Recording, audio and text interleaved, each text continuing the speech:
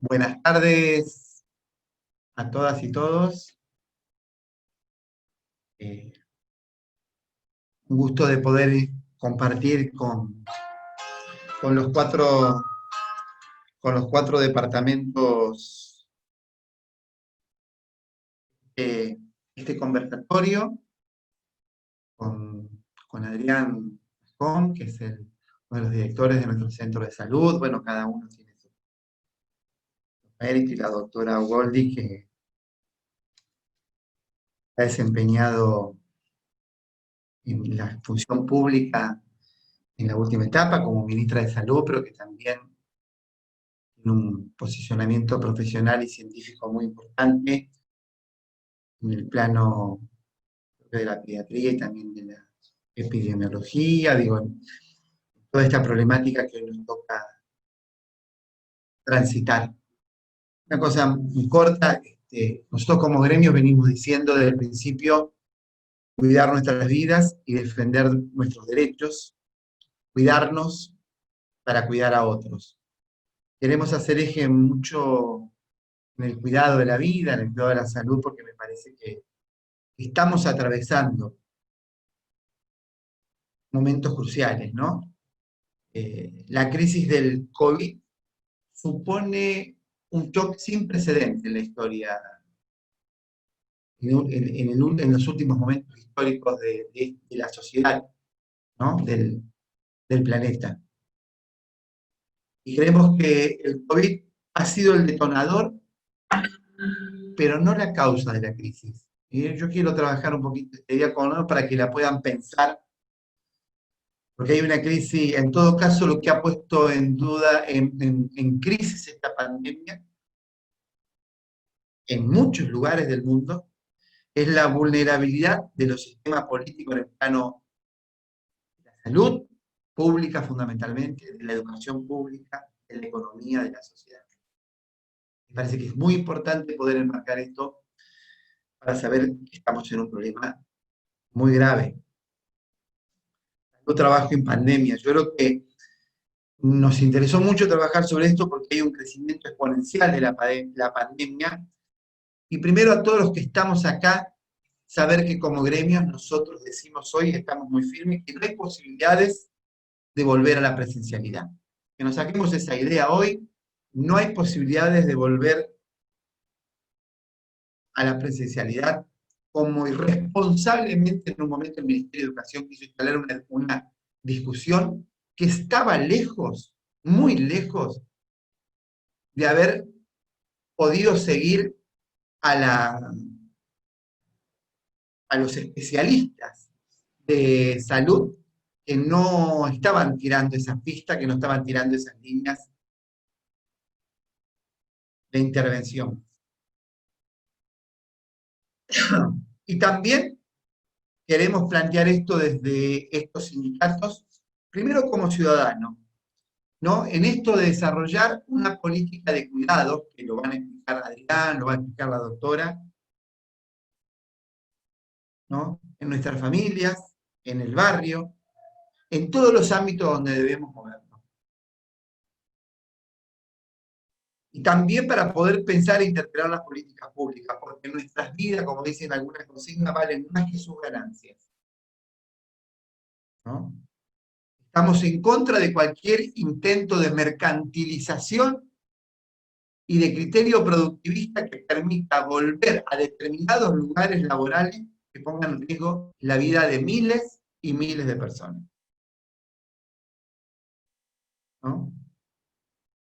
Y por el otro lado, es una preocupación no muy debatida con mis compañeros, pero me parece que vale la pena empezar a pensarla, que en el medio de esta pandemia, y cuando hoy crece mucho en el interior de este país, estamos, digo, por primera vez la provincia de Santa Fe superó al que nosotros veíamos como el padre del neoliberalismo, Capital Federal, superamos a Capital Federal.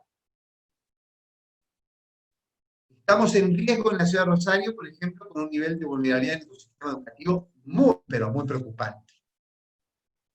Entonces, sí creemos que hay que desarrollar una serie de exigencias que es la despartidizar el tratamiento de esta pandemia.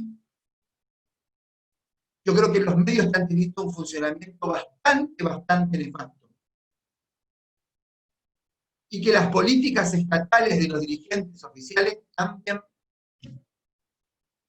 Yo creo que una gran responsabilidad y una gran decisión política, si hubiera políticos maduros, es que las cadenas nacionales en esta etapa tendrían que estar en manos de los especialistas. La única manera que hoy la gente salga de esa lógica anti-cuarentena, pro-cuarentena, si es de un tal lugar o de tal otro lugar, sin poder dimensionar los riesgos que estamos viviendo, es darle lugar a la ciencia, darle lugar a los sanitaristas, darle lugar a los especialistas, sean del lugar que sean. Ese sería el lugar grande de la política que tendríamos que tener hoy. Necesitamos escuchar a eso, porque inclusive hay muchos especialistas que van a programas televisivos, pero después, cuando empiezan los opinólogos y los periodistas, buscan las intervenciones que pueden ser importantes. Y la gente se desconcierta, la gente se pone mal. Los anuncios oficiales han sido malos, ni qué hablar en esta provincia, en esta municipalidad, han sido malos. Necesitamos más una cadena nacional cada 2 o 3 días que realmente ubique la dimensión de los riesgos, pero desde la ciencia, desde la medicina, desde lo sanitario, desde el cuidado. Por eso nos parece importante que los sindicatos tomen la voz con los especialistas, no es una tarea mía. Yo en todo caso intento contextualizar esto y sí darle la voz a las compañeras y a los compañeros para que podamos sí trazar líneas de intervención a partir de la palabra que tomen ellos. Así que bienvenidos a todas y todos. Y bueno, pasarle la palabra a Adrián, que va a actuar como moderador junto y va a compartir con Andrea. Y gracias a todos por compartir y decirle que vamos como parte de un ciclo, que vendrá un ciclo después, que la segunda parte será con los protocolos, que después otro será con el malestar docente. Vamos a poder pensar lo que nos está pasando desde la interdisciplinaridad. Pero nos parecía importante hoy encuadrar esto desde una posición sanitaria, profesional, porque creemos y confiamos muchísimo los dos, responsable y serio. Bueno, gracias a todos y Adrián, bienvenido. Bueno, bienvenido. Perdón, Adrián, antes que empecemos, lo que vamos a hacer es que una vez que Andrea termine o durante que Andrea esté hablando, todas las preguntas se hagan vía chat. Y después nosotros se las vamos a ir leyendo a Andrea, y bueno, y ella irá contestando, ¿sí? Bueno, perdón, Adrián. No, perfecto. Adelante nomás. Gracias.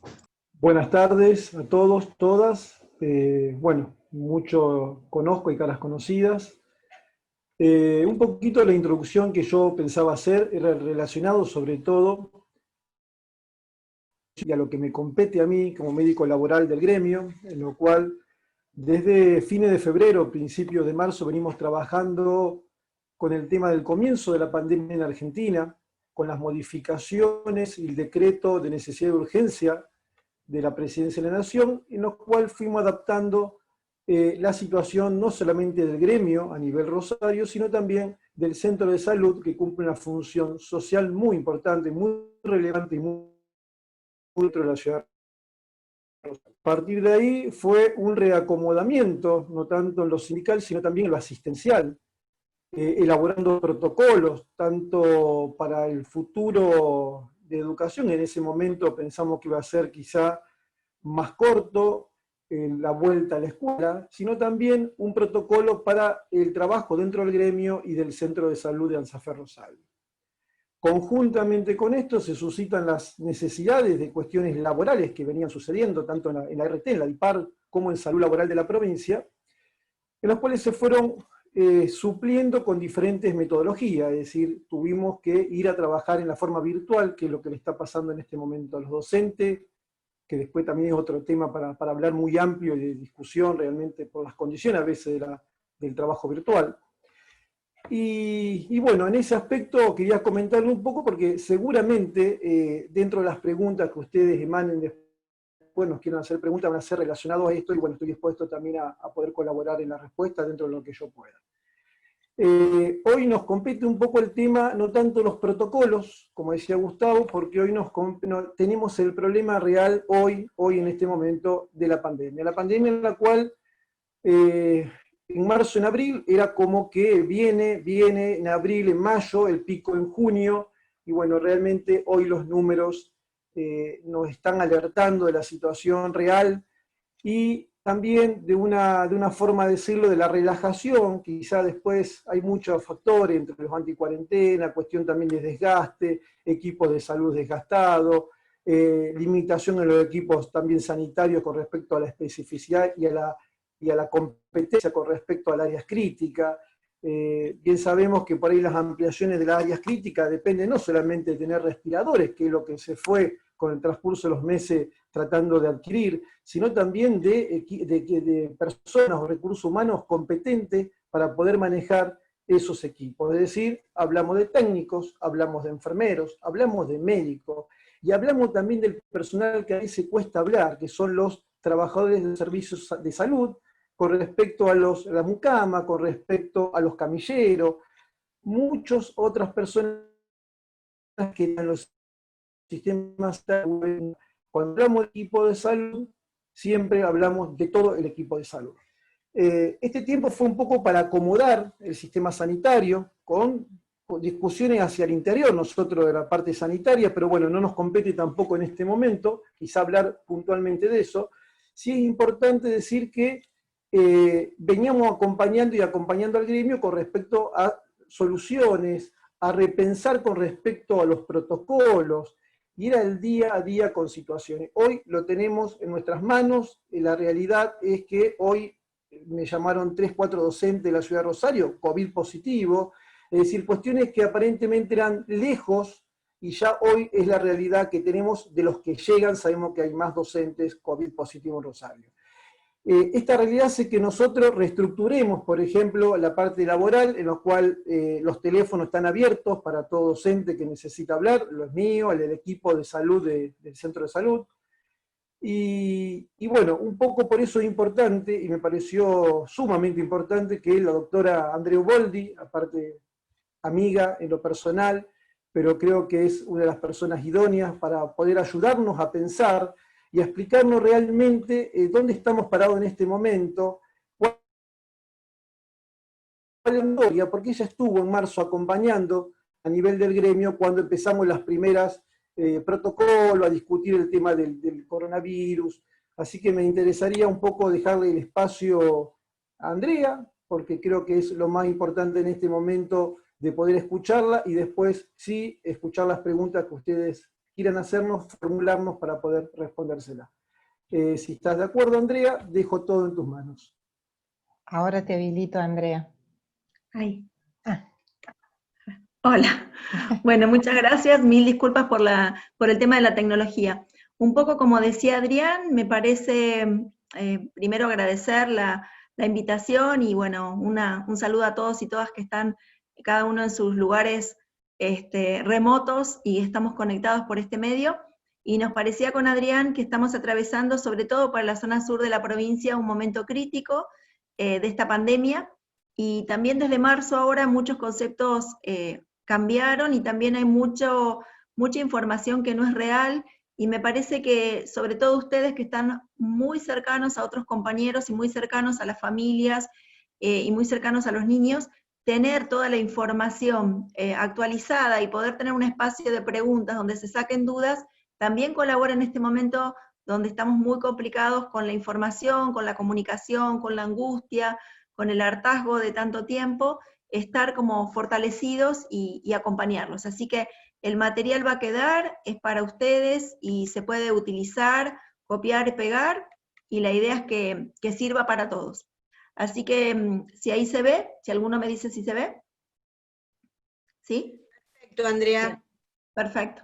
Bueno, primero quiero ponernos en contexto de qué pasó con este virus y un poco ejemplificando, este es este virus que tiene como unas particularidad de tener como unos pelitos, y lo quiero marcar porque esos pelitos son la base de la formulación de la vacuna. Estos pelitos son unas proteínas que van a ser utilizados para después, si quieren que tengamos preguntas sobre la producción de las vacunas.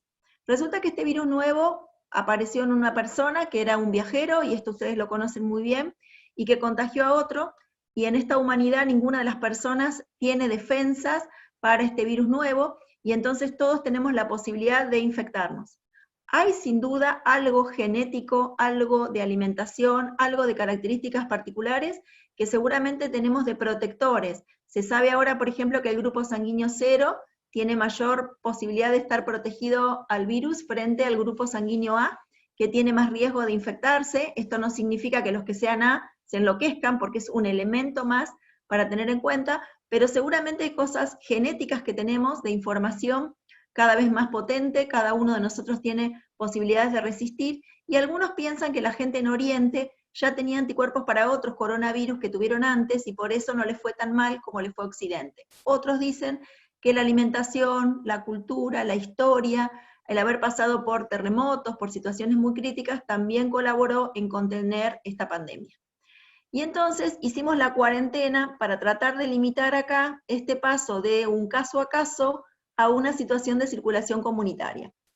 La cuarentena funcionó porque si en marzo nosotros hubiéramos tenido que afrontar esta situación en el país, con un sistema de salud fragmentado, con muchas dificultades, con mucho desorden y con falta de preparación, creo que hubiéramos tenido un desastre.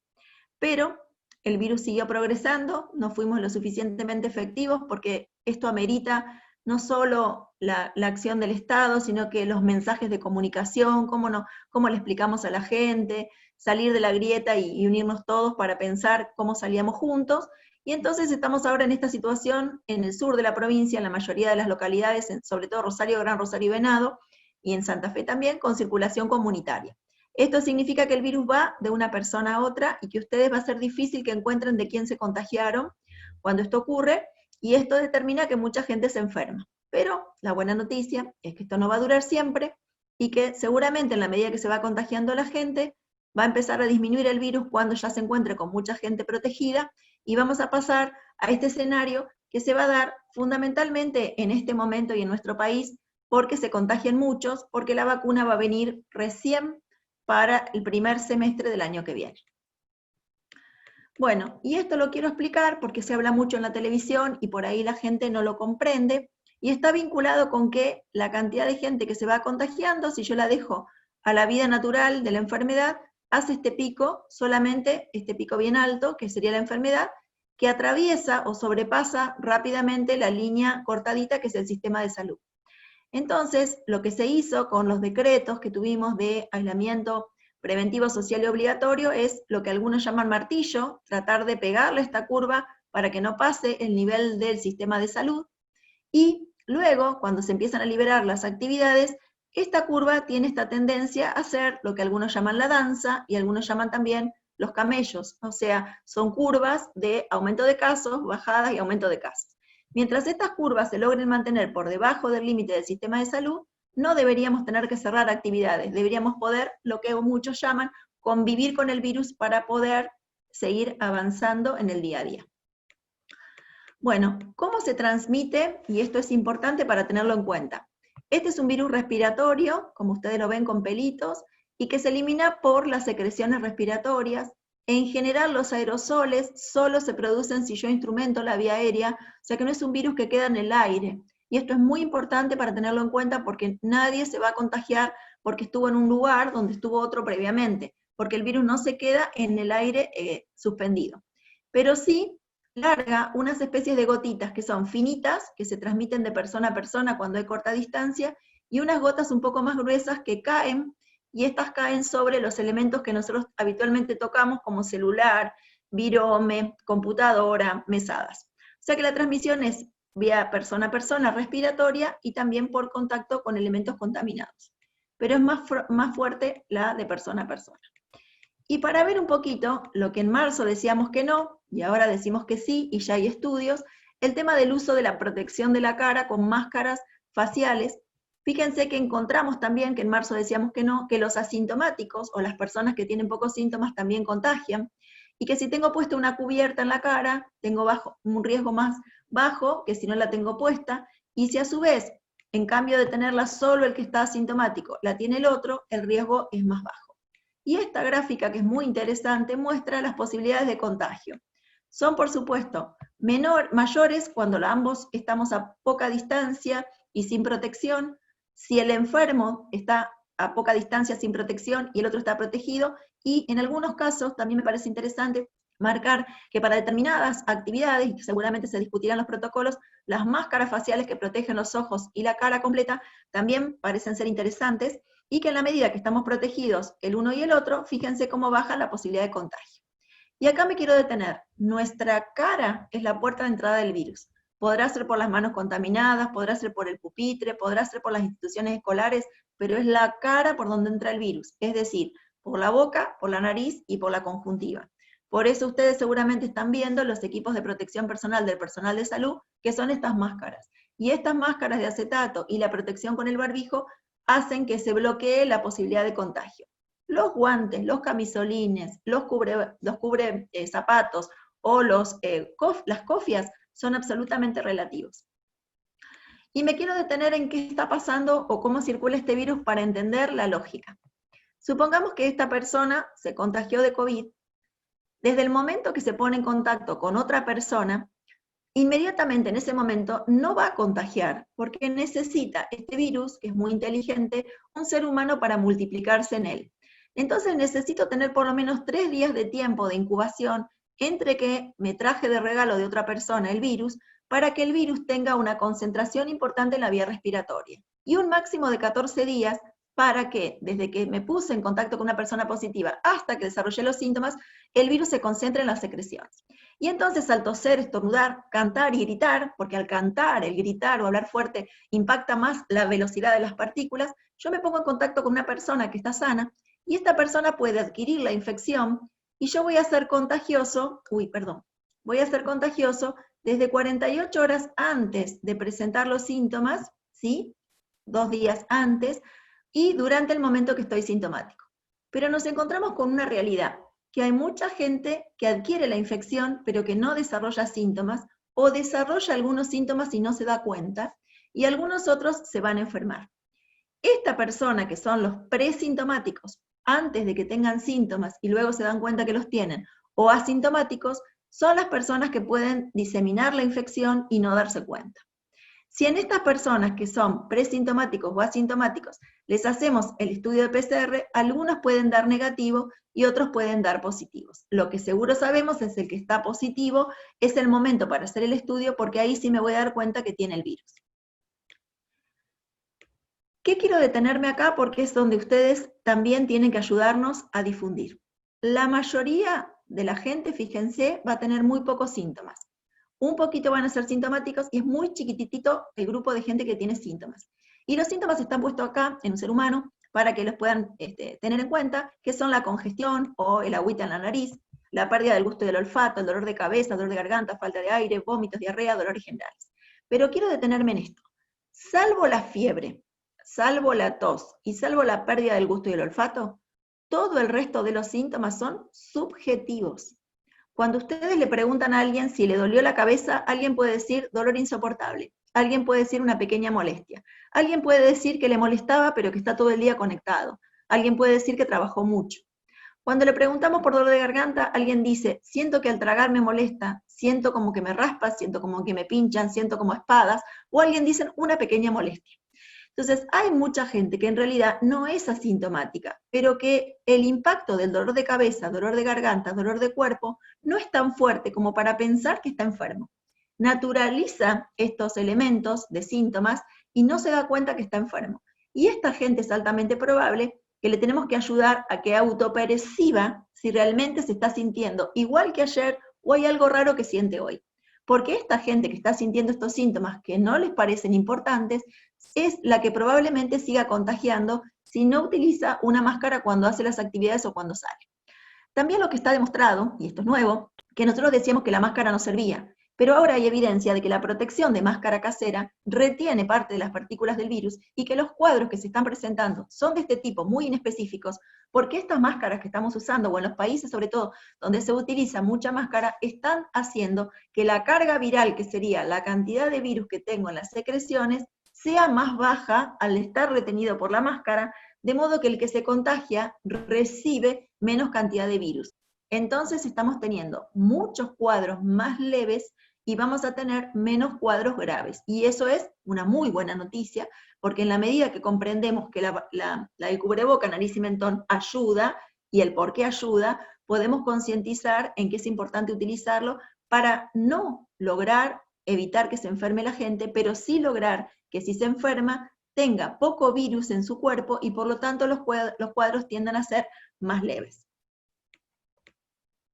Entonces en esta, que parece media chinesca, pero para explicarla, yo puedo tener una persona que está asintomática y contagia, y va a desarrollar anticuerpos y tiene cero riesgo de posibilidad de complicaciones. Un asintomático inicial que presenta síntomas leves, que son autopercibidos, algunos van a consultar, algunos se van a dar cuenta, algunos no se van a dar cuenta, y va también a desarrollar anticuerpos. Un grupo de gente que al principio va a tener pocos síntomas y luego puede progresar y desarrollar síntomas severos y requerir internación con un porcentaje bajo de fatalidad, y un grupo de gente que desarrolla al cabo, sobre todo de los 7 a 10 días, un cuadro grave que necesita ingresar a terapia intensiva, pero que también solo ese 50% de los que entraron a terapia intensiva van a fallecer, porque muchos se recuperan, y que también desarrolla anticuerpos.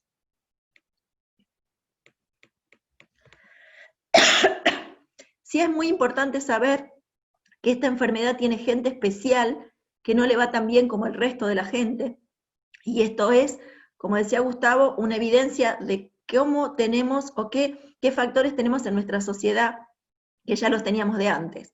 Ya veníamos diciendo que aumentamos en peso, que somos muy sedentarios y que tenemos problemas cardiovasculares. Esto ya lo teníamos, y para este virus no nos va tan bien con estas condiciones. Aquellos que tenían enfermedad pulmonar crónica o eran más fumadores también tienen más riesgo, y aquellos que tienen enfermedad que les bajen las defensas también tienen un poco más de riesgo.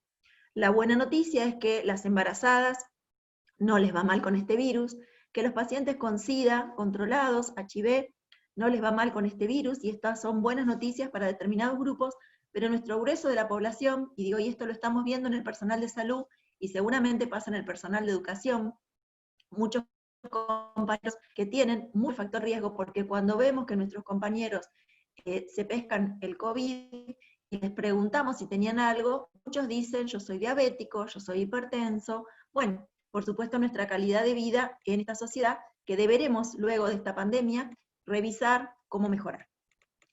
Bueno, ¿qué técnica usamos para hacer el estudio y para saber si alguien está enfermo? Usamos el PCR, yo les pongo acá la imagen. Esta es un personal de salud que tiene que estar perfectamente vestido, porque acá sí vuela un poquito de virus, y metemos un palito en la nariz, algunos hacen solo nariz y boca, y hay, como muy interesante en otros países, unas cabinas, y hay técnicas, por ejemplo, de tomar la muestra en el auto para que la persona no baje, también para que no lo estigmaticen y también para que sea más práctico, y se toma la muestra que se pone en un frasquito.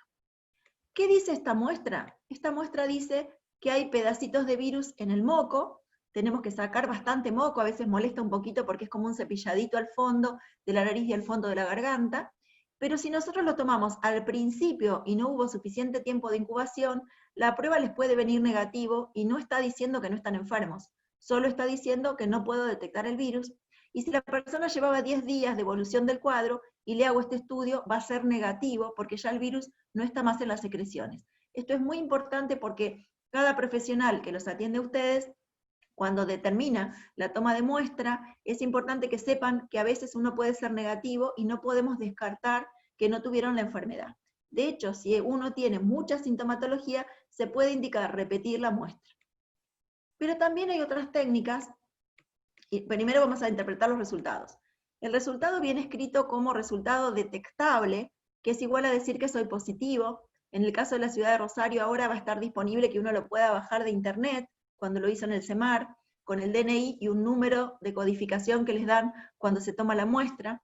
Y este resultado significa que usted es positivo, o sea que está infectado, y desde el momento que empezó con los síntomas, usted debe guardarse 10 días de tiempo, que es el tiempo que por ahora se dice que uno contagia. Y si el resultado dice que es no detectable o negativo, significa que usted ahora no está infectado, y que si usted realizó el estudio y no tenía síntomas, tiene que recordar que si era un contacto de otra persona, se tiene que mantener guardado, porque tener un resultado negativo no me habilita para salir o no me habilita para el alta. Hay otras técnicas que son los test rápidos. Estos están en muchas farmacias y hay mucha gente en las comunas que los ha comprado, que es como si fueran un test de embarazo. Es una gotita que pincha el dedo y que a través de un dispositivo uno analiza si es positivo o no. Estos test no sirven para la persona en sí, sino que sirven para hacer un estudio poblacional. Por ejemplo, que yo quisiera ver si las docentes de Venado Tuerto ya tuvieron el virus o no, entonces todas las semanas les hago test rápido a los docentes de Venado Tuerto para ver quiénes tuvieron y quiénes no. Se hace para estudio poblacional, pero no para estudio individual. Y tenemos la posibilidad de los anticuerpos. En cambio de buscar el virus, busco la respuesta del cuerpo con las defensas, y los anticuerpos implican una muestra de sangre, pero tienen que pasar 15 días o más, o sea que ustedes se van a dar cuenta que tuvieron la enfermedad luego de haberla tenido, ¿sí? Esto puede ser de utilidad en este momento, por ejemplo, si hay alguien en la familia que tuvo la enfermedad, alguno tuvo un dolor de garganta y dolor de cabeza que pasó rápidamente, puede después de 15 días hacerse el estudio de anticuerpos. Y quiero mostrarles lo que se viene, que estamos esperando ansiosamente, y son las muestras de saliva. Hay estudios ya en el mundo que muestran que escupiendo, juntando saliva en un frasquito, esa saliva yo la puedo mandar a estudiar y es igual de sensible que el hisopado. Y esto va a generar la posibilidad de que yo les dé a la persona un frasquito, junta su propia saliva, y se imaginan que no le pongo un palito, no le pongo nada, y por otro lado no necesito vestirme de ninguna manera y el riesgo es mucho más bajo. Esto ya se está haciendo en Ciudad de Buenos Aires y esperamos que en breve pueda llegar a la provincia de Santa Fe. Una pregunta que todo el mundo se hace es si nosotros quedamos protegidos después de estar enfermos. La respuesta es sí. Tuvimos una infección por coronavirus y vamos a tener defensas. ¿Cuánto tiempo duran esas defensas? Por ahora decimos 9 meses porque es un virus muy joven, pero se piensa que por lo menos un año vamos a tener defensas. Y también es importante que si me hago un estudio de defensas y no tengo anticuerpos positivos, no significa que no estoy protegido, porque hay otros mecanismos de defensa que influyen para hacernos la protección. Y la pregunta es, ¿se puede repetir? La respuesta es sí, poco probable. Tenemos en la provincia de Santa Fe 2 casos de 2 personales de salud que repitieron la infección después de 2 o 3 meses. Se sabe que esto puede ocurrir, pero aproximadamente en casi 27 millones de personas en el mundo que están infectados, la cantidad de reinfecciones ha sido muy, muy infrecuente. Es como la varicela, todos hemos tenido varicela, sabemos, los que somos infectólogos, que la varicela en general no se repite, pero cada tanto, y muy infrecuente, aparece alguien que repite la varicela. Bueno, ¿cuándo le damos a alguien un alta después de haber tenido la infección? Ya no necesito hacer más pruebas de estudio, porque ahora está demostrado que el alta se va a basar en el tiempo transcurrido de la infección y en los síntomas que tenga la persona. Y no necesito ningún estudio de PCR, porque el mundo ha demostrado que al cabo de 10 días, si algo me quedaba de partículas virales, yo ya no contagio más. Y esto es re importante para saber. Entonces necesito tener 24 horas de no tener fiebre, sin tomar ningún antipirético, como el paracetamol o el ibuprofeno, y mejoría de los síntomas que tengo. Entonces se dice que, si yo empecé con síntomas el día primero, cuento 10 días como primer día el día de síntomas, y después de 10 días de los cuadros leves, yo ya estoy de alta. Y aquellos que estuvieron internados en terapia intensiva, se consideran 20 días totales desde que comenzaron con síntomas para dar el alta. O sea que el alta está supeditada a tiempo y a la evolución clínica. Salvo 2 síntomas que pueden perdurar, como son la pérdida del olfato y la pérdida del gusto, que pueden durar 15 días o un mes o más, uno puede reintegrarse aún sin sentir olor y sin sentir gusto, porque estos tardan a veces un poquito más. Con respecto a esto, hay evidencia de que aquellos que pierden el gusto y el olfato, les damos la buena noticia de que en general parecen tener cuadros más leves que aquellos que hacen cuadros respiratorios. ¿Qué sabemos del plasma o qué sabemos del tratamiento? A marzo no teníamos casi tratamiento para ofrecer. Al día de hoy, y gracias al tiempo que ganamos, tenemos tratamiento como son los corticoides, se utilizan antibióticos. En el caso de los antibióticos es para cubrir las bacterias que pueden dar una neumonía, y hay en experimentación algunos antivirales, entre ellos van a sentir la ivermectina, que es un antiparasitario que se usa para la sarna, que se está haciendo un estudio en Argentina para ver si esta droga se puede utilizar al principio de la infección. Por ahora no hay evidencia, pero pareciera ser muy promisoria, y cuando la persona tiene dificultad para respirar, sabemos que los corticoides ayudan, los antibióticos también, y con determinadas características, el plasma de convalecientes también sirve. ¿En qué se basa el plasma de convalecientes? Esta es la persona que había adquirido el virus y no tenía ningún tipo de defensas. Su sangre está formada por un líquido, color amarillito anaranjado, que es el plasma, y los glóbulos rojos y glóbulos blancos. Luego de tener la infección, adquiere estos palitos celestes, que son los anticuerpos, y entonces esta persona está defendida. Al sacarle yo sangre, me quedo con el líquido, y en ese líquido van a flotar estos pedacitos que son los anticuerpos, y le devuelvo al cuerpo los glóbulos rojos y las plaquetas. Entonces, ¿qué digo? Si estos anticuerpos ya los tengo listos, y esta persona no le está yendo bien con la infección, si le presto anticuerpos de otro que ya se curó, quizá esta persona ande bien.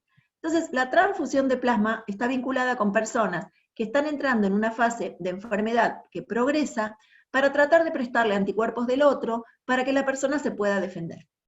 Por supuesto que estamos hablando de plasma humano, y por supuesto necesitamos que las personas que se han curado de la enfermedad puedan donarlo, con algunas características particulares que están vinculadas con su edad, con antecedentes de transfusiones previas, o con alguna enfermedad de base, pero en principio hay mucha gente que puede ser donante de plasma, y uno puede donar varias veces en el mes plasma.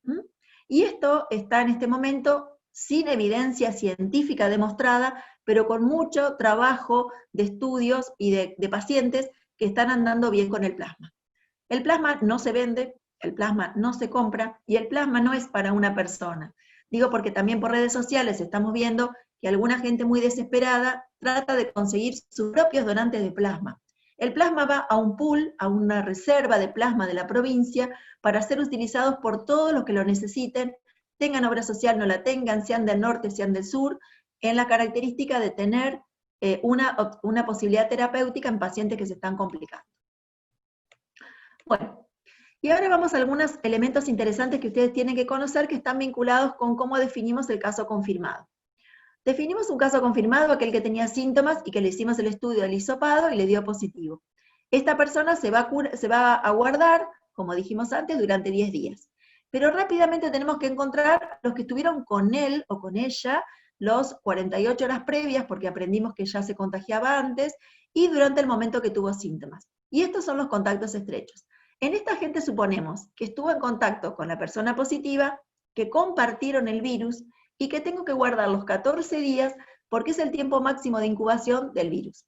Estas personas pueden nunca desarrollar síntomas, y se guardan 14 días, y vuelven al cabo de 14 días, o pueden presentar síntomas. Si presentan síntomas y resulta que les hago el estudio y son positivos, pasan a ser de contactos estrechos a casos confirmados. Entonces, si uno dio positivo de COVID, sigo las indicaciones del sistema de salud y me voy a guardar durante 10 días. Si convivo con una persona, tengo que recordar que esa persona hay que controlarla y monitorearla, que es el contacto estrecho, para ver si tiene síntomas. Puede ser la pareja, el abuelo, el padre, el tío, los hijos, y si tiene síntomas contacta al sistema de salud, y si no tiene síntomas 14 días se mantiene guardado. Y si uno vive solo y dio positivo y no vive con nadie, se queda en casa durante 10 días y pide a alguna otra persona que lo pueda acompañar desde afuera como soporte para compras o para necesidades. Esta está muy linda, y yo te las puse también, porque ayuda a orientar cómo uno tiene que limpiar la casa o qué hace cuando hay una persona positiva. A mi criterio, Argentina se organizó con el tema de los aislamientos extradomiciliarios, que me parece que no estuvo pensado para nuestra sociedad, que significa pedirle a alguien que deje su casa, que deje su familia y que se vaya y se aísle. Esto es muy difícil de lograr porque a ninguno de nosotros cuando estamos enfermos nos gusta estar solo. Entonces, en principio, lo ideal es que uno en algún rincón de la casa, con algún espacio que pudiera sectorizar, sin tener un baño separado, sin tener ninguna otra cosa, se quede dentro de la casa, separadito un poco del resto de la familia, y un poco están las recomendaciones, que están lamentablemente en español, porque son lejía, que es lavandina, y son nevera, que es heladera, pero bueno, en principio está bastante interesante como para dar algunas recomendaciones de cómo limpiar algunos elementos que pudieran contaminar, y cómo ubicarse en la casa para tratar de compartir este momento difícil, de angustia, de tener la infección, pero no ser separado de la familia. Y también si tengo alguien que tenga determinados requerimientos en el grupo familiar, o que tenga algunos trastornos, por ejemplo, de salud mental, como también acompañar en cuidarlo. Bueno, y acá va por qué estamos en la situación que estamos en la provincia de Santa Fe. Pensemos que yo soy la persona A y que estoy infectada, pero no me doy cuenta porque todavía no tengo síntomas. Este tiempo de incubación, desde que me pesqué el bicho de otra persona, por compartir un espacio, sin cubrebocas, por toser y hablar, desarrollo síntomas. Si desde el momento que desarrollo síntomas yo no me guardo en aislamiento, sigo interactuando con otras personas que son la persona B y la persona C, a las cuales voy a infectar. Si esta persona B se aísla rápidamente cuando tiene infección y cuando se entera que yo soy positivo, la cadena de transmisión se corta. Pero si la persona C no se aísla y sigue interactuando con otras personas, fíjense la cadena de transmisión. El famoso número RO que ustedes escuchan está dado por la cantidad de gente que se contagia por cada caso positivo. Entonces, si estoy en una situación descontrolada y complicada como Rosario, por cada persona que tenga la infección, 3 se van a contagiar. Si yo logro contener la diseminación de la infección, bajo la cantidad de gente, porque es menos la gente con la que interactúo. Existen también lo que se llaman los supercontagiadores, que habrán escuchado, que es una persona que puede contagiar a mucha gente, porque tiene mucha carga viral, porque gritó, porque habló, porque estuvo encerrado en un espacio con mucha gente, y estos son los famosos encuentros o fiestas familiares que han dado mucho dolor de cabeza. En el mundo, la gente que es contacto se sigue por dispositivos celulares, y en Oriente, sobre todo, los celulares te marcan rojo cuando te avisan que te tenés que ir a tu casa porque sos contacto estrecho de alguien, o verde cuando podés circular libremente. Acá esto está hecho por seres humanos, que son los que están al teléfono, llamando y explicando qué uno tiene que hacer si es contacto estrecho o no, y ojalá a futuro la tecnología bien usada podamos incorporarla para facilitar la información, la comunicación, la contención y el acompañamiento. ¿Qué se dice de la nueva normalidad? Perdonen, pero encontré solo una iglesia, y esto no está vinculado con ninguna cuestión religiosa ni de credos, pero está interesante la gráfica que se plantea. La nueva normalidad dice que para estar seguros, luego de que esto se empiece a tranquilizar, aunque sigan los casos, voy a tener que estar con el espacio ventilado, y esto también va a ser útil para la escuela, siempre con ventanas abiertas. Por lo tanto, esto es bastante posible en la primavera y en el verano, bastante difícil en el invierno. Distanciados de las personas, por lo tanto tengo que tener un espacio físico amplio para no estar cerca, con un número limitado de personas, porque los números grandes de gente hacen que tenga más probabilidad de contagiarme. Que haya algún dispositivo de jabón, agua y toallitas para lavarme las manos, o dispositivos de alcohol gel, y que tenga un plan de comunicación para saber qué hacer si alguien empieza con tos, con fiebre o con síntomas.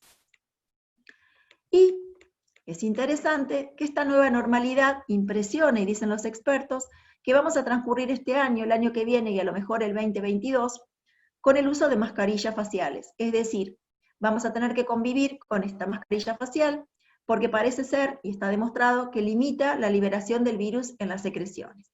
Entonces es importante que sepamos cómo ponerlas. Primero nos lavamos las manos, después miramos que no esté perforada y que esté entera, que tenga el elástico entero o no. Luego localizo la parte superior y me la trato de colocar cubriendo la nariz, la boca, y que me ajuste perfectamente. Y trato, en general, de no tocarla, no tocarme la cara, y al retirarla, la retiro de los elastiquitos que tienen, con lo externo hacia el medio, y la tiro en una bolsita, si tengo una bolsa de nylon, o en algún lugar que yo tenga cuando vuelvo a mi casa, tratando de recordar que hay que lavarla, que me lavo las manos después de sacarla, y que la puedo poner al sol, lavarla con agua y jabón, y que la puedo reutilizar. Pero esta parece ser nuestra nueva normalidad para el futuro, que va a ser el uso de la mascarilla. Y en esta nueva normalidad se habla de las 3C, que son los que hay que evitar, los lugares cerrados, los lugares con conglomerado y los lugares con contacto cercano. Por lo tanto, el gran desafío va a ser cómo encontrarnos con otras personas, cómo trabajar en espacios abiertos, con menos gente y con cierta distancia social. También hay guías de trabajo para implementar que me parecieron interesantes. Este es el Colegio de Enfermería de España, que habla de algunas recomendaciones. Hay muchos de ustedes, casi todos, que están haciendo teletrabajo y acompañamiento, y hay algunas ideas que pueden ayudar, porque esto es agotador, nos permite conectarnos en forma remota, pero hay que tratar de poder encontrar algunos cambios en nuestra vida que nos hagan movernos, porque también este sedentarismo de estar sentados en la computadora no nos hace bien.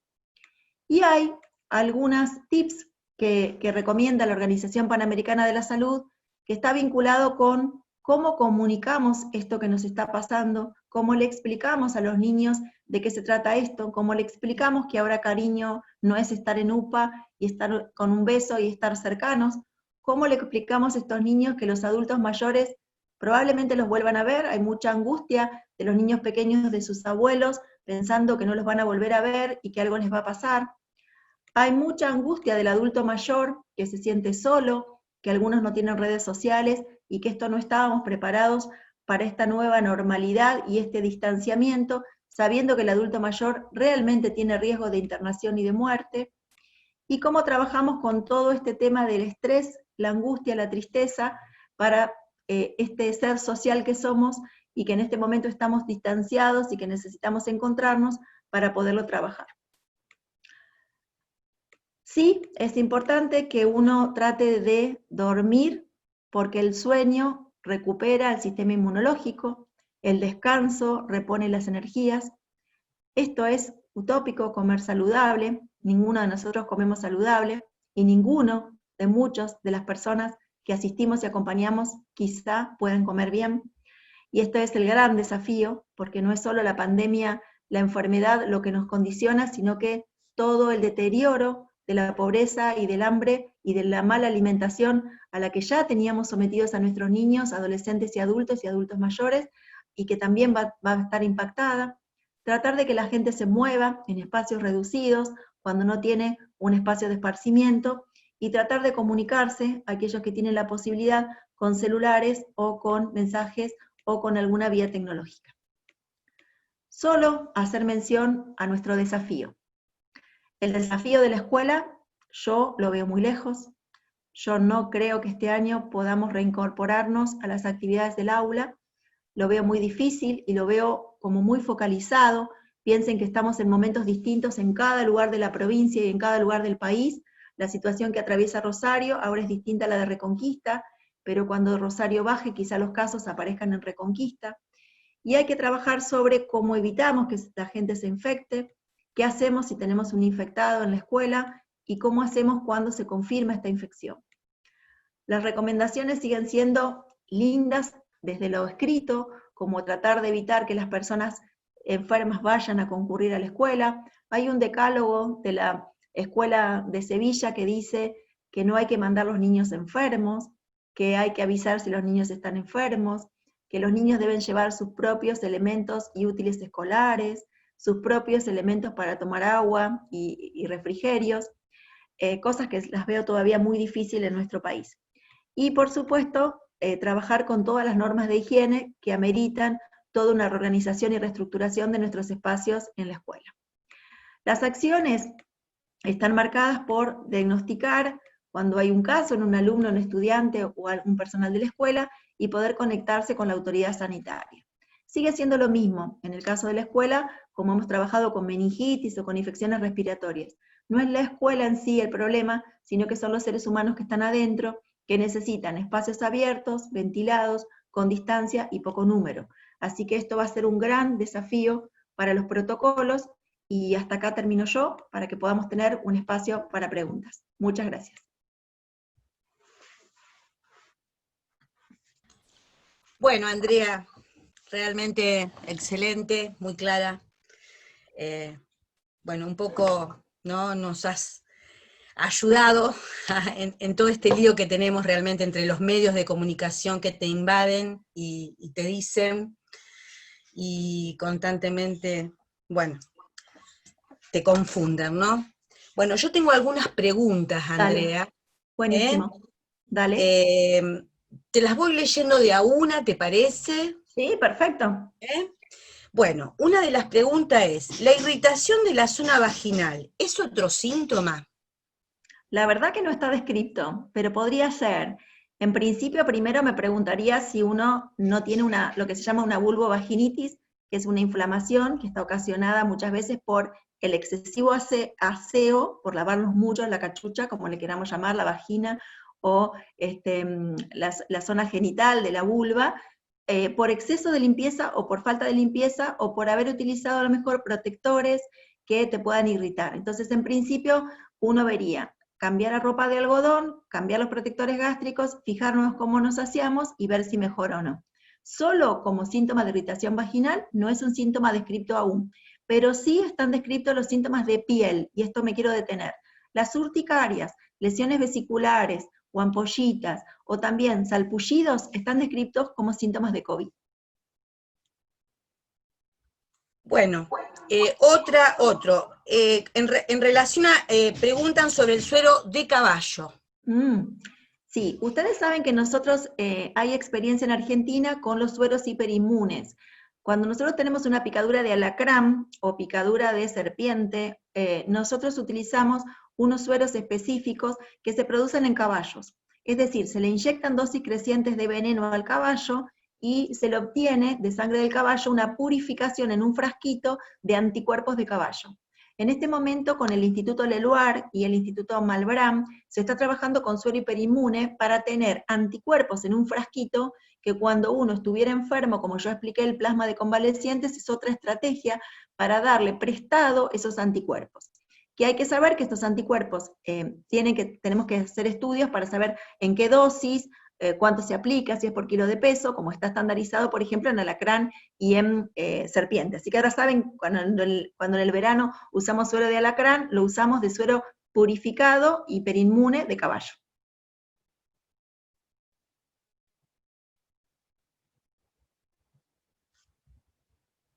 ¿Se fueron? Está silenciada, Claudia. Claudia Rivas, está silenciada. Perdón. Terapia experimental con ibuprofeno inhalatorio. Bueno, resulta ser que en Argentina hay lo que se llama un observatorio de investigación, donde uno tiene la obligación de inscribir proyectos de investigación. En este caso particular del ibuprofeno inhalatorio, es una técnica desarrollada por profesionales de Córdoba para una enfermedad muy complicada, que es la enfermedad, la fibrosis quística del páncreas, que es una enfermedad que trae un trastorno en las secreciones del cuerpo, con mal manejo del pulmón y otros órganos del interior, pero sobre todo la gente tiene problemas pulmonares, y esto se estaba estudiando para poder acompañar, son personas que tienen que nebulizarse mucho para mejorar el pulmón. Al momento, al día de hoy, todo lo que yo he buscado con respecto a esto no está inscrito este estudio en el Observatorio Nacional, es un desarrollo de cada una de las provincias, hay Jujuy, provincia de Buenos Aires y Córdoba que lo están utilizando. No está aprobado por el ANMAT el tránsito de la droga, que es el ibuprofeno, que no es el ibuprofeno jarabe ni comprimido, que tiene que tener una autorización para que pase entre las provincias. Y con respecto a la Asociación de Medicina Respiratoria, no se expide como un tratamiento recomendado. O sea que estos tratamientos son experimentales, depende de la provincia de aceptar o no el desarrollo del estudio, necesita un investigador principal y necesita la provincia decir que sí, haciéndose responsable de los problemas que pudieran ocasionar. La provincia de Santa Fe, al momento por lo que yo tengo entendido, se ha expedido que hasta que el ANMAT no lo habilite y que no haya una recomendación del Ministerio de Salud de la Nación, no lo considera como un tratamiento para ser utilizado en la provincia de Santa Fe. Bien. Si a los 10 días continúan con síntomas, ¿siguen con aislamiento? La respuesta, sí. La respuesta, sí. En los medios están diciendo de la inmunidad que dura 28 días solamente. Por eso hay rebrote. No. Tantas cosas dicen en los medios, los quiero. No, en principio, cuando uno termina su infección, siempre tiene que saber que enseguida de haber terminado una infección, cualquier infección, vos quedás con los anticuerpos recontra altos. Mientras que en la medida que uno transcurre una infección, los anticuerpos, porque el cuerpo es inteligente, dice, no necesito tenerlos tan altos, ya digamos, bloquea el virus y empiezo a bajar. Entonces, después de 10 días está demostrado que al 7º día empiezan a levantarse 2 inmunoglobulinas, la IgM, que es la de la fase aguda, y la IgG, que es la de la fase crónica. Entonces, más allá de levantarse la IgG, hay un grupo de células que se llaman linfocitos T, que también generan una memoria o un recuerdo de esta infección. Entonces, la persona que da inmune, la respuesta es sí.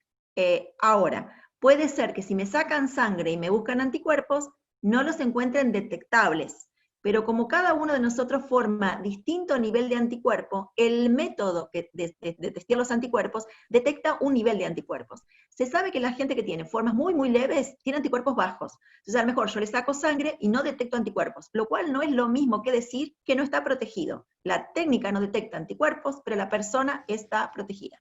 Mientras que otras personas tienen anticuerpos altos. Así que la respuesta es, uno queda inmune, las reinfecciones son muy bajas y la perpetuación de la enfermedad está dada por el volumen de gente que no tiene ningún tipo de defensa, ¿sí? Tenemos una población de 1,5 millones en el sur, aproximadamente, y piensen que en este momento tenemos muy pocos casos. Buenos Aires, Ciudad de Buenos Aires, que está bajando, hizo un estudio sacándole sangre a mucha gente, aún aquella que no tuvo síntomas, y encontró que solo el 2% es positivo, con lo cual todavía hay mucha gente que le falta infectarse. Pero volviendo a los 10 días, si yo a los 10 días no me siento bien y tengo tos o tengo algo, ahí hay una alerta. Es probable que no sea el virus en sí, sino que pueda haber una sobreinfección. Como este virus baja las defensas, como la gripe, si yo al cabo de 10 días empiezo con fiebre o empiezo con tos, debo consultar para que me revisen, para que me hagan una placa y probablemente tenga una sobreinfección. Les cuento un caso que tuvimos hace poquito de una nena, de una amiga mía que hace consultorio, que fue COVID positivo. La nena no fue COVID positivo, la familia era COVID positivo y la nena hizo una inflamación del ganglio con una sobreinfección, se tuvo que internar con antibióticos y por anticuerpos encontramos que la nena era positiva. O sea que después del COVID puede haber infecciones agregadas.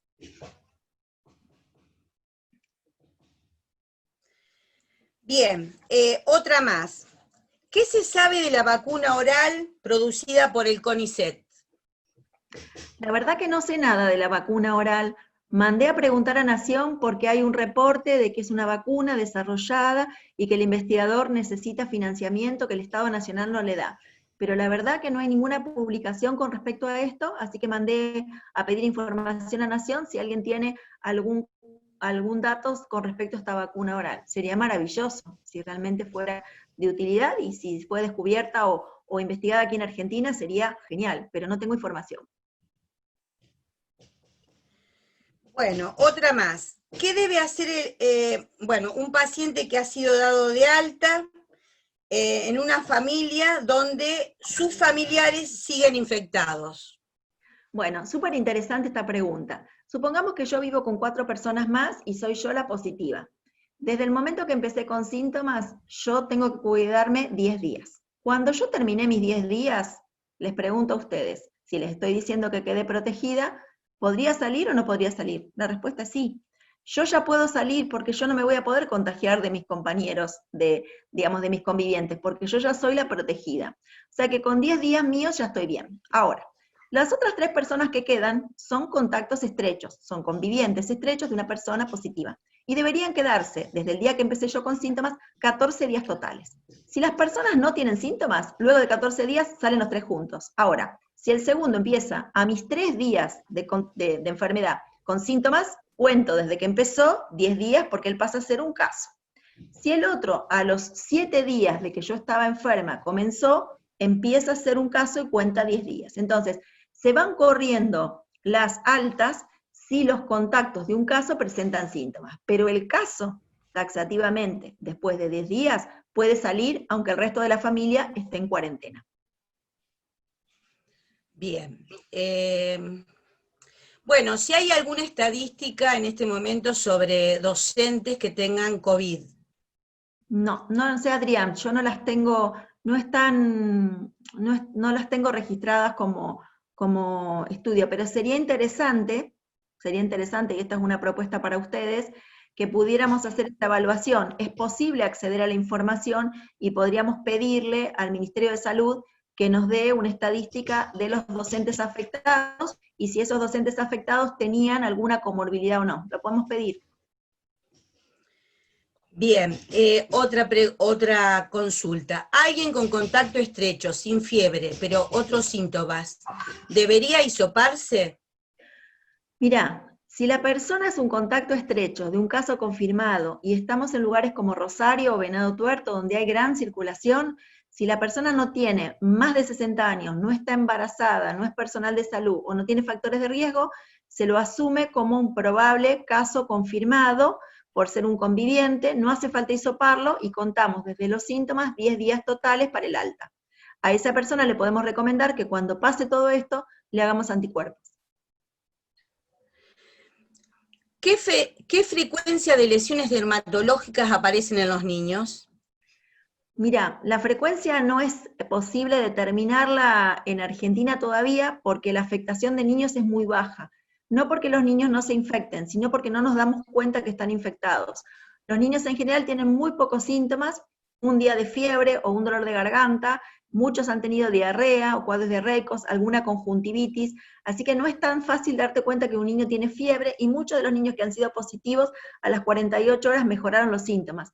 Así que yo me comprometo para quien preguntó, mañana tenemos una charla con las dermatólogas que están viendo casos dermatológicos para que nos digan cuántos vieron con compromiso de piel y podríamos hacer sobre el total de niños positivos, cuántos tuvieron manifestaciones de piel para sacarte el porcentaje de Rosario. Bueno, otra doctora, respetando siempre la lactancia materna, ¿qué consejos damos a una madre COVID positivo en ese periodo? Bueno, súper interesante la pregunta porque al principio cuando surgió esta pandemia había una recomendación de que la mamá que había tenido un bebé tenía que ser separada del bebé y que tenía que sacarse la leche para dársela a otra persona en un biberón. En este momento una mamá que es positiva tiene alta chance de que su niño recién nacido nazca negativo, hay casos de positivos pero la mayoría nacen negativos, así que le recomendamos a la mamá la colocación de un barbijo, el lavado frecuente de las manos, pero la mamá lo debe tener consigo porque el apego y el vínculo de la mamá con el bebé es fundamental y lo prende a la teta. O sea que la recomendación importante es estar con lavado de manos, incentivar el lavado de manos, utilizar un barbijo y si la mamá es positiva, recordar que este bebé es un contacto estrecho. Entonces, por supuesto, el núcleo familiar, la pareja de la mamá con el bebé son los que deberían estar en la casa y no recibir ningún tipo de visita. En general estos nenes hay que seguirlos, a los bebés recién nacidos, porque a lo mejor a los 10 días o 12 días presentan algo y los estudiamos y ahí recién resultan ser positivos. La buena noticia es que la mayoría de los niños chiquititos, aún recién nacidos, andan súper bien y no tienen complicaciones. Bueno, otra más. ¿Podría ampliar sobre enfermedades cardiovasculares y riesgos? ¿La hipertensión es riesgo? Mirá, lo que se ve en las estadísticas cuando uno pregunta que la gente se internó o que la gente tuvo alguna complicación, se tabulan los factores de riesgo. La mayoría de los mayores de 50 tenemos hipertensión o vamos a tener hipertensión, así que la hipertensión está dentro de lo que tenían las personas que se internaron o se complicaron. Lo que sí se sabe es que si la hipertensión está bien controlada y la persona tiene los controles que venía teniendo y la medicación que correspondía, la posibilidad de complicación es baja. Se habla de que la hipertensión es un factor de riesgo porque se encontró en la mayoría de los casos, pero es distinto tener una persona hipertensa con un corazón grande, con un problema crónico de las válvulas, a tener una persona que solo tiene hipertensión, que es delgada, que no tiene problemas de diabetes o que no tiene otro problema. O sea que los hipertensos no tienen que enloquecerse, porque la hipertensión se reportó, pero no significa que agrave la enfermedad. Bueno, a ver, hay un montón. ¿Por qué razón no están aplicando los hisopados en casos sintomáticos? De 3 miembros del personal con síntomas evidentes, indicación de aislamiento, no se hisopó a ninguno. Bueno, a ver si entiendo la pregunta. Si uno es una persona sintomática y no tiene un contacto con otro grupo o con otro núcleo, se tiene que hisopar. La recomendación es que uno se hisope si es sintomático, salvo que pertenezca a un grupo, como dijimos, que fueran un conviviente estrecho o un contacto muy, muy cercano laboral, que podría aislarse y no hisoparse porque se lo asume por lo que se llama nexo epidemiológico. Supongo que tiene lo mismo que yo tengo por ser un conviviente estrecho. Bueno, acá hay una pregunta, a ver si está bien como la formulo. A ver. ¿Hay bibliografía que vincula los linfocitos T con la inmunidad en los niños o la menor incidencia? No sé si está bien formulada. No, hay bibliografía que vincula la respuesta inmunitaria después de haber tenido la infección con los linfocitos T. Lo que quizá pregunta la compañera es por qué los niños tienen formas menos frecuentes. Lo que se dice es que los niños tienen el sistema de defensas más inmaduro y que también tendrían unos receptores que necesita este virus como no desarrollados. Por eso es probable que el virus no encuentra el receptor para pegarse y por eso los chicos no tienen tanta sintomatología. Sí se sabe de los niños, porque ustedes son docentes, que muchos niños muy chiquitos tienen cargas virales más altas en la vía respiratoria. No se sabe aún si esa carga viral más alta será más transmisora del virus o no. Pero sí por eso el tema del reinicio de las actividades escolares está muy supeditado a que están en contacto con adultos y que estos niños están en contacto con otros niños. O sea que si el modelo es como el de la gripe, que los niños son diseminadores, las posibilidades de reapertura de las escuelas son más lentas. Bueno, otra pregunta, doctora. Diabéticos súper controlados, con bomba de insulina, ¿siguen siendo de riesgo? La respuesta es sí. Todo lo que es el trastorno metabólico que tenemos en el cuerpo, que está vinculado con la diabetes y la obesidad, que son enfermedades de Occidente, por comer mal y por tener una vida sedentaria, y por desarrollar panza, como tenemos muchos de nosotros después de los 50, está vinculada con una posibilidad de complicaciones. De hecho, dentro del equipo de salud hemos tenido compañeros que han tenido una forma, no necesariamente internación, esto quiero marcarlo, pero sí quizá más febriles o más sintomáticos o requerían alguna placa por el antecedente de la diabetes. Así que aunque esté controlada, sigue siendo de riesgo. Y también es de riesgo, aunque no sea insulino dependiente. Aquellos que tienen diabetes y que toman hipoglucemiantes orales, también tienen un riesgo un poquito más grande que los que no son diabéticos. Bueno, ¿de qué manera el COVID afecta a personas hipertensas y o asmáticas? Son dos mecanismos diferentes. Lo que hace el COVID es localización en algunos órganos, tiene una localización pulmonar, porque tiene una avidez, sobre todo por el tejido pulmonar, y esto está demostrado. Entonces las personas que tengan problemas previos del pulmón, como este virus lastima un poquito el pulmón, aquellos que tienen un problema previo tienen más riesgo de tener complicaciones respiratorias que les dificulten respirar y que puedan hacer neumonías. Con respecto a la hipertensión, es un virus que también puede afectar la estructura del corazón, y entonces también en algunos casos puede haber un incremento de las complicaciones, pero vuelvo a marcar, el hipertenso per se, sin otro problema cardiovascular, no es un factor que determine que vas a ir a terapia intensiva por ser hipertenso, no es así. Bueno, se sabe que los hisopados están muy demorados en hacerlos. Los test rápidos, si dan negativos, pueden tomarse como que el paciente es realmente negativo, o si hay que hacer hisopado, disculpen. Sí. No, los Digo test por la rápidos, realidad que estamos viviendo en el sistema de salud, sobre todo en zonas rurales. Sí, la verdad que los test rápidos no ayudan. Un test rápido, no compren test rápido porque no ayudan. Yo, como les marqué, es un estudio poblacional. Tengan esperanza que en 15 días, dicen, van a entrar lo que se llaman test de antígenos, que son más rápidos que la PCR, o pensar en lo de saliva, porque el test rápido no te ayuda. Un positivo necesita confirmación y un negativo no te descarta la infección. Bien. Se habla de consecuencias a largo plazo para los que han padecido la enfermedad. ¿Qué se sabe de eso? Mira, lo que se sabe es que aquellas personas que han estado en terapia intensiva mucho tiempo, como siempre, necesitan una rehabilitación, sobre todo respiratoria y muscular, o si han tenido algún otro tipo de secuelas por sobreinfección. Ustedes recuerden que cuando uno entra a terapia, el COVID te predispone a ingresar a terapia, pero las complicaciones están vinculadas con el respirador, con las infecciones, con una sonda, con el tubo endotraqueal, o sea que son complicaciones que tienen todas las personas que están en terapia. Lo que sí, me parece que hay que desmitificar un poco es que se está haciendo mucho seguimiento de aquellos que tuvieron COVID. Cuando vos, por ejemplo, tenés una gripe, es raro que alguien te haga una resonancia para ver tu corazón después de la gripe. Y ahora se están haciendo muchos estudios para ver qué le pasa a la gente. Lo que sí se ha visto es algunas manifestaciones cardiovasculares, por eso sobre todo en aquellos que hacen deporte de alta competencia, hay toda una serie de recomendaciones de la Sociedad de Cardiología para la reincorporación en las actividades físicas.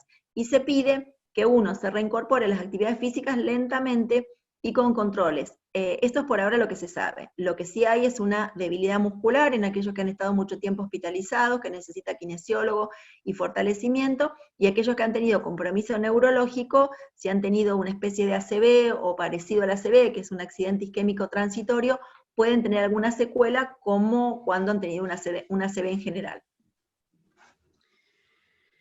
Igual digo, 9 meses llevamos, o sea que para saber la evolución de qué le pasó a 26 millones de personas en el mundo, cómo quedaron con respecto a trastorno intelectual y otro tipo de trastornos, falta tiempo para ver la evolución. Bueno, acá hay una pregunta, obviamente, si volveríamos a la presencialidad. ¿Qué condiciones deben tener los colegios como un lugar de aislamiento por si algún agente o alumno de la institución educativa está contagiado por COVID? Bueno, mira, en principio, ese sería el menos problema, porque solamente con una habitación que vos tengas en un espacio, ponés a la persona o aislás a la persona que pudiera ser positiva. El tema es cómo adecuás la infraestructura de las escuelas para pensar en espacios amplios, con separación, con ventilación, y cómo trabajás el tema del recreo, para que los chicos estén haciendo actividades que no se estén tan vinculando unos a otros, cuál sería el equipo de protección personal del docente. Todo eso es el protocolo que un poco Adrián comentaba que hay que trabajar para poder pensar en una vuelta a la presencialidad. Y grupos reducidos, ¿no? Pero una habitación común, puedes ponerle una habitación con una ventana, alguien se puede quedar ahí mientras viene el sistema de emergencia, o si vienen los papás a buscarlo, le ponemos un barbijo, lo dejamos ahí, nos lavamos bien las manos, y con eso estar en un espacio separado del resto de la gente ya no contagia.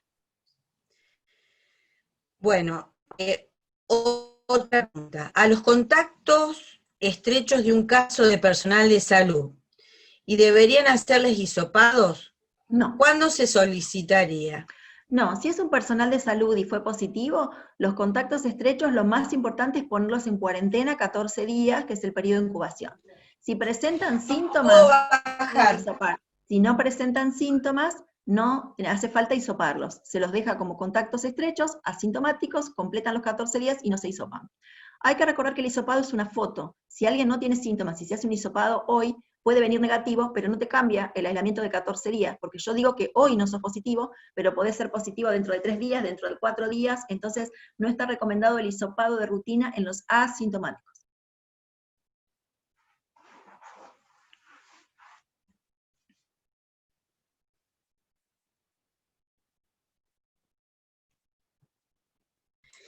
Bueno, a ver, después de 15 días de pasar, a ver, otra pregunta, no, porque me las están pasando. Después de 15 días de pasar por los síntomas, ¿cómo queda uno? Y sí. Uno queda curado, lo que sí no queda recuperado, lo que yo decía al principio, uno ya no contagia más, pero hay que ver cómo queda, si queda muy cansado, si tiene sueño, por ahí no puede volver a recuperarse, y esto hay que hablarlo con RT o quien hace control de salud laboral, porque uno queda, no contagia más, pero no queda del todo bien si está cansado, así que necesita por ahí un día más de recuperación. Y esta es una pediátrica que me la hago yo misma. A mi Pedro, de 7 años, el año pasado lo operaron de una CIA a pecho abierto. ¿Es una personita de riesgo? La respuesta sí, porque Pedro tiene una cirugía cardiovascular a cielo abierto, así que Pedro es de riesgo. La respuesta es sí.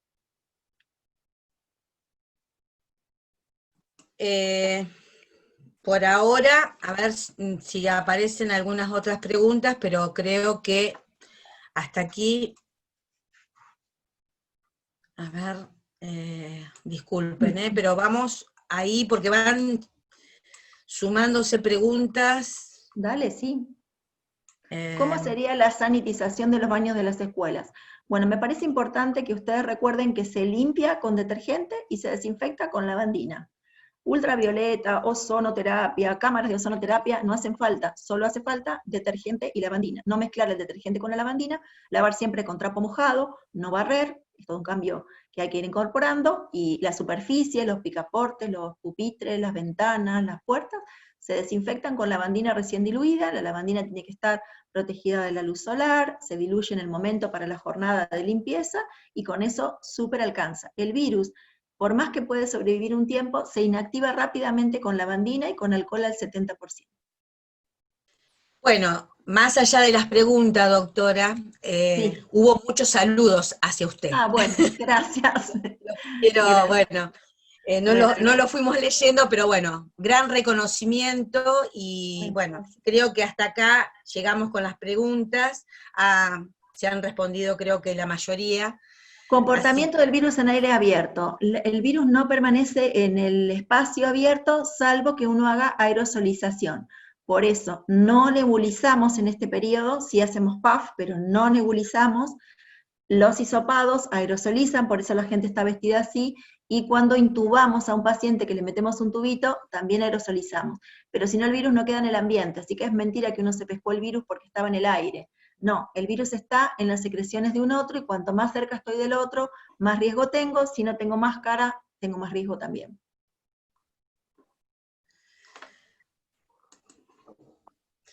Bueno, Adrián, yo creo que hasta aquí hemos llegado. Les comento a todos y a todas, esta charla, por supuesto, se ha grabado, por lo tanto, todo el material que Andrea, fue exponiendo, bueno, lo vamos a ir, obviamente, seleccionando y haciendo llegar, o sea, va a ser colgado en nuestra página, y bueno, y vamos a ir pasando todo lo que, bueno, todo el material que Andrea pudo traer hoy a la charla. Claudia, Adrián. Yo antes quiero decir una cosita. Nosotros los necesitamos un montón a ustedes, porque nosotros, como parte del equipo de salud, somos malos comunicadores. Yo siento que nosotros no estamos informando a la gente bien y no la estamos acompañando bien.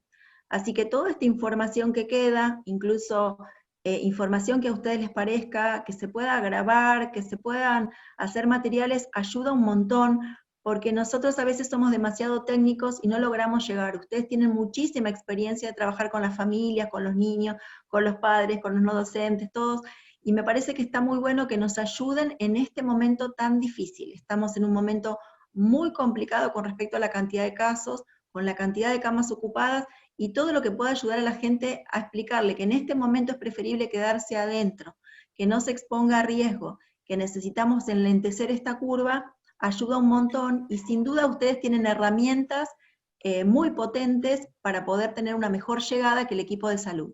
Así que yo apelo a que nos ayuden en esto y en este momento, sobre todo para el sur de la provincia, pero en 2 semanas creo que la ciudad de Santa Fe también se va a complicar. Bueno, vamos a habilitarle el...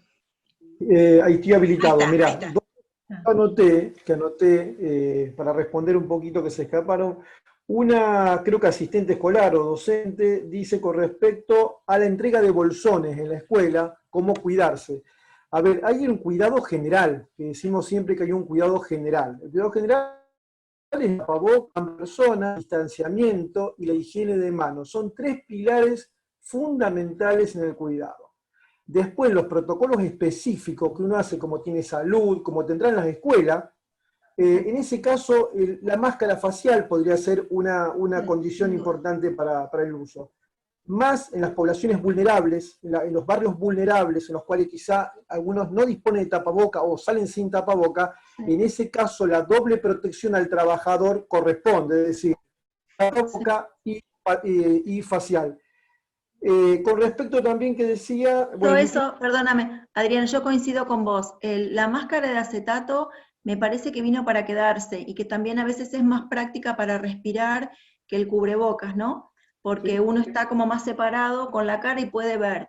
Y me parece que esto que decía Adrián, es altamente probable que uno no siempre se encuentre cara a cara con otro y el otro tenga tapabocas. Entonces, tener un elemento impermeable, que uno puede hacerlo creativo, le puede hacer dibujos, porque puede ponerle distintos elementos, sobre todo para no asustar a los chicos, y también hay de superhéroes. Me parece que vino para quedarse, y es una de las estrategias quizá para cuando uno piense en algunos espacios a lo mejor de apoyo, algo presenciales o algunas modalidades de prueba. Creo que la máscara de acetato para los docentes es interesante. Sí, yo creo que también, sí, totalmente.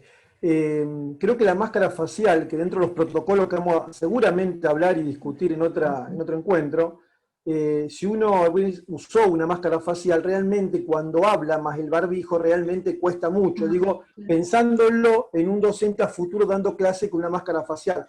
Es complejo, pero bueno, eso se verá después cuando analicemos los protocolos de... Sí, pero digo, en el mientras tanto hay que ir probándolos, porque como uno, digamos, todavía esto no está dicho y no hay ningún protocolo 100% certero en el mundo, me parece que es interesante probar máscaras sin barbijo, porque ahí está impermeable y uno escupe contra un elemento impermeable y el otro te escupe sobre un elemento impermeable. Ahí sobre todo va a haber que trabajar el tema de la limpieza posterior, pero es preferible que el barbijo, porque el barbijo cuando hablamos nos sacamos el barbijo, entonces ahí, y uno se lo vuelve a poner y se lo vuelve a sacar, y ahí me parece que es un manoseo complejo.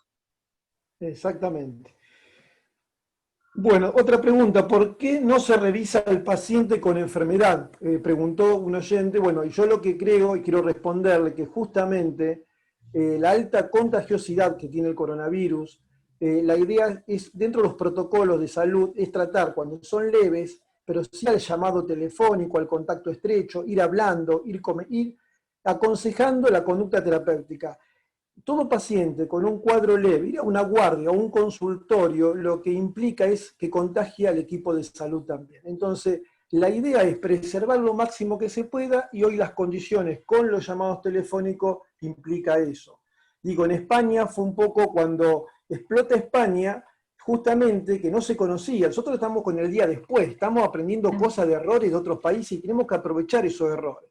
Cuando España ve esta situación y que se contagian y se contagian, iban a todos los médicos de familia, ya manejan mucho los centros de salud, tiene muchos centros de salud periféricos, en los cuales iban todos, y el caudal de médicos contagiados, y o muertos, y enfermeros contagiados, y o muertos, fue muy alto. Ahí se dan cuenta de empezar a no tener más los controles en ese momento, distinto acá. Acá los centros de salud son un pilar y una estrategia fundamental, pero con los cuidados. Acá de entrada se sabía ese riesgo, entonces los centros de salud con los cuidados. Por eso los protocolos hacen que no vaya un paciente febril a un consultorio. Pasa en el gremio de ANSAFE. No un febril, hay una declaración jurada justamente para ir a lugares que estén preparados con los equipos de protección personal. Entonces, un poco esa es la idea para que entiendan el porqué, y así todo el personal de salud se contagia mucho. Así y todo con los cuidados. Igual digo, entonces, por eso, sí, Adri, sí.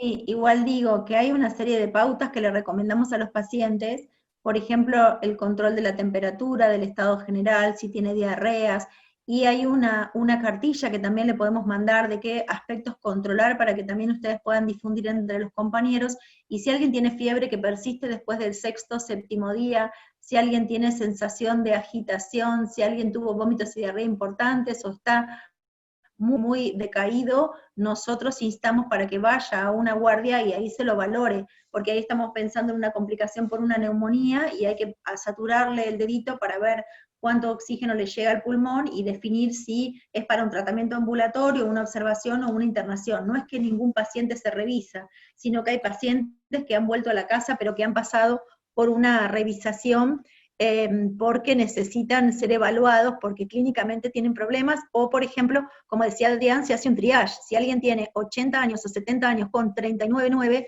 la verdad que uno no lo deja en la casa y espera el hisopado tranquilo, porque una persona adulta con tanta temperatura, uno hace algunas preguntas y a veces se lo cita a evaluación.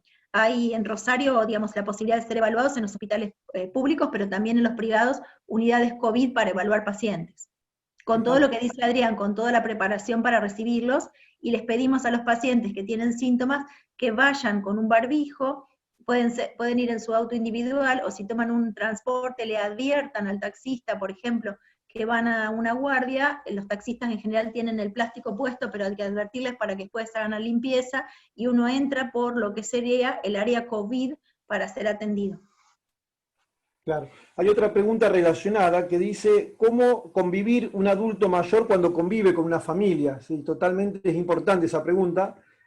Tomar los recaudos sobre todo para el adulto mayor, es decir, tratar si es posible tener una habitación sola para el adulto mayor, si tiene un segundo baño, lo ideal. Si no lo tiene, la higiene permanente después de ir al baño de las otras personas convivientes del adulto mayor, y si es posible permanecer en el distanciamiento que decimos de 2 metros y usar barbijo, el otro grupo familiar, no el adulto mayor, así lo cuidamos un poco.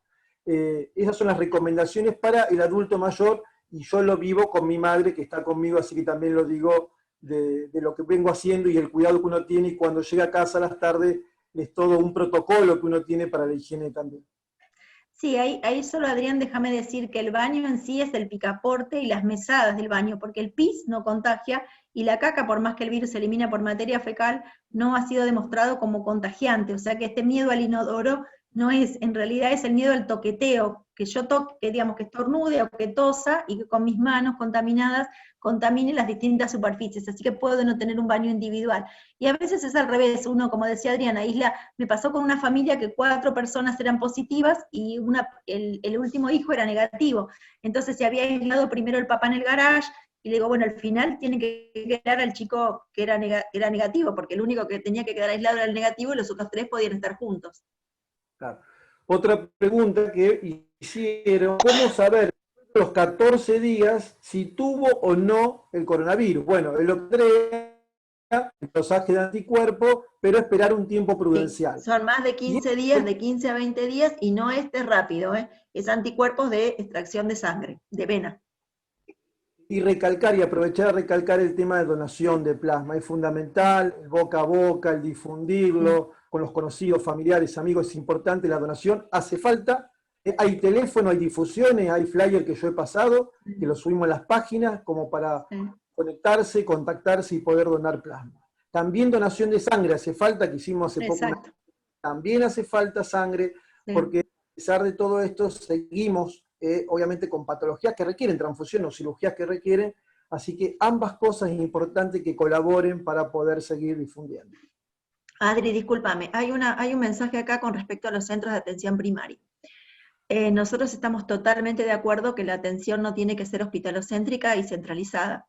Lo que estamos diciendo de la atención del paciente también se puede hacer en un centro de salud, es decir, lo que están haciendo muchos de los centros de salud es trabajar con un celular y con el WhatsApp. La mayoría de la gente puede mandar un WhatsApp, entonces se programa la venida del paciente en un determinado horario, pautada, o algunos equipos están haciendo también visita domiciliaria. Entonces, nosotros creemos que cuanto más se contenga la gente cerca de su casa, cuando el equipo de atención primaria, que conoce a la población, que te puede categorizar el hipertenso, que tanto se preguntó si tiene riesgo o no tiene riesgo por el tipo de evolución que ha tenido, que se paute, que la gente se pueda comunicar, que el equipo de salud pueda hablar. Hay algunas experiencias interesantes, hay un médico jefe de un centro de salud que hace lo que se llaman las mateadas virtuales, en un determinado horario ofrece a la población que se conecten por el celular y que le pregunten cosas. Hay posibilidad de seguir a los pacientes, como decía Adrián, por el celular y llamándolos, pautando un horario para llamarlos a ver cómo están, sin que vayan a un hospital. Y esto me parece importante, sobre todo en las zonas alejadas de las grandes ciudades, y sobre todo en grandes digamos, poblaciones vulnerables de las grandes ciudades como Rosario, Santa Fe. Lo que sí me parece que también se ha empezado a hacer, y que me parece muy atinado, es descentralizar la toma de muestras. Muchos centros de Rosario están tomando muestras de hisopados para que la gente no tenga que ni esperar en la casa o ir a un hospital, y a partir del centro de salud se toma el hisopado y se le puede mandar el resultado por WhatsApp. Así que sí, comparto con lo que dice la compañera, es un momento de descentralizar, el 0800 también debería descentralizarse como una estrategia más territorial, porque por el volumen de patología, sabiendo que el 80% más de la gente anda bien, debería poder referenciarse con su grupo de equipo de salud y dejar solo la ida a los hospitales para aquellos que no andan bien. El uso de guantes, justamente lo mismo. No para el uso doméstico, sino en el lugar donde realmente tenés muchos contactos con muchos pacientes, sí requerir el uso de guantes, no para el uso en tu casa o en la escuela misma, no sería por lo menos indicado.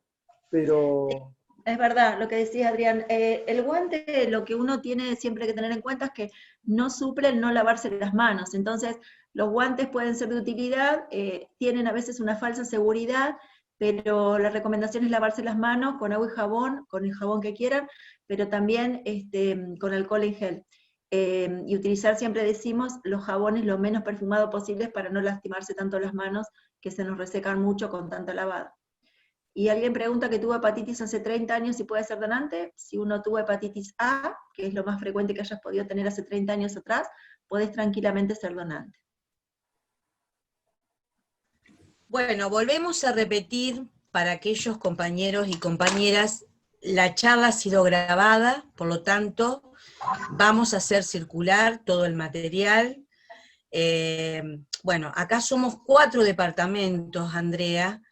Por lo tanto, vos que hablabas de, bueno, esto de que te ayudemos a difundir, bueno, lo vamos a hacer, obviamente, por eso, bueno, hemos hecho la grabación, y bueno, y también vamos a sacar cosas del chat, como para también poder ayudar a armar algún otro material, Sí, yo te decía eso, Claudia, todo lo que ustedes puedan, que información que tanto Adrián como yo podemos tutorear, la gente usa muchísimo el celular, yo soy de otra era, soy vieja, pero me he adaptado a los chats y me he adaptado a los WhatsApp y material, y la gente te dice, mandame, decime, grabame. Yo uso muchísimo mi voz, pero ustedes pueden hacerlo desde ANSAFE, pensando en audios, de decir qué significa un positivo, qué significa un contacto, cuándo es un alta, qué hacer si me siento mal.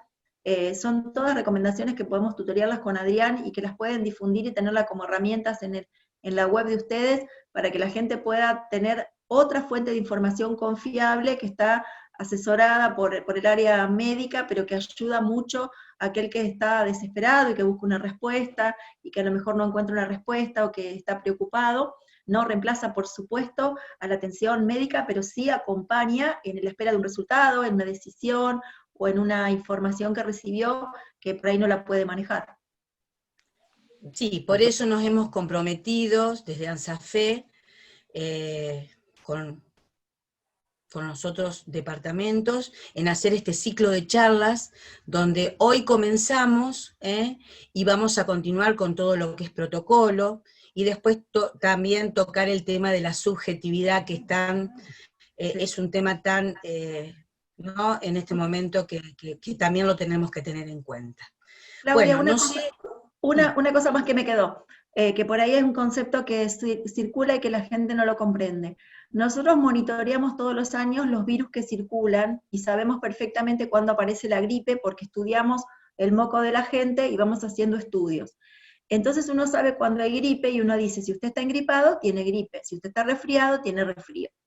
Resulta ser que, por una razón que está bastante estudiada, cuando un virus tan potente y nuevo aparece, borra de la faz de la Tierra a los otros virus. Entonces, en este momento no hay casi nada más que coronavirus. Entonces, cuando alguien está resfriado, lo primero que tiene que pensar en estos departamentos que están conglomerados hoy es que es altamente probable que sea COVID. Cuando alguien tiene angina, es altamente probable que tenga COVID, y cuando está engripado, es altamente probable que tenga COVID. Entonces, cuando uno dice que cualquier síntoma respiratorio en estos lugares con amplia circulación, primero hay que pensar COVID, está hablando de la importancia y del peso que tiene la circulación de este virus y que uno se tiene que aislar. No le busquemos vuelta a decir, no, pero es como gripe, estaba engripado, estoy resfriado, estoy alérgico. Preferible que se aíslen y que después de 24 horas veamos cómo evoluciona. Pero en general, todo lo que está circulando es COVID, es SARS-CoV-2, que es el virus de COVID-19. No hay gripe este año. Apelamos a la conciencia social del autoaislamiento y del cuidado. Exacto. Así que bueno, ¿te parece, Claudia, Andrea, ir cerrando? Así todos se van a descansar. Aparte, Andrea viene una charla, a las 3 de la tarde tuvo otra charla, así que va a quedar difónica. Le vamos a hacer después una nasofibroscopía para ver cómo... Me encantaría una rehabilitación. Tenemos equipo de fonoaudiólogo. Excelente. Bueno, así que, si les parece... Bueno, vamos cerrando, Adrián. Sí. Bueno, gracias. Un placer estar con ustedes esta tarde. Bueno, un gusto. Gracias a todos. Gracias. Bueno, Andrea, un abrazo muy fuerte. Un placer para todos. Nos estamos viendo. Un placer, realmente. Gracias. A cuidarse. Gracias. Besos.